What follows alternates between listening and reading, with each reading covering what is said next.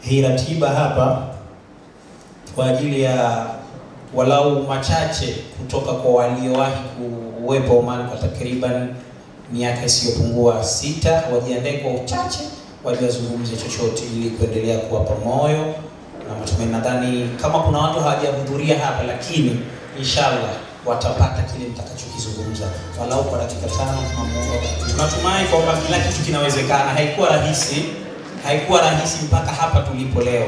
Nadhani leo ni sehemu ndogo, atatoa ushuhuda katika kile alichowahi kupitia katika nchi yetu. Assalamu alaykum wa rahmatullahi wa barakatuh.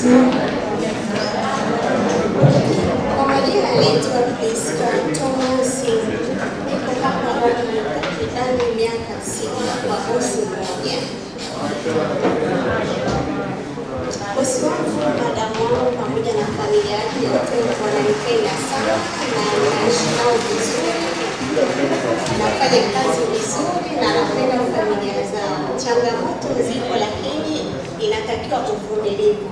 Kwa kweli wanaishi na mimi kama mtoto wao, na mimi naishi nao kama wazazi wao. Hivyo na wasili wafanyakazi wenzangu, msife moyo, mfanye kazi kwa amani.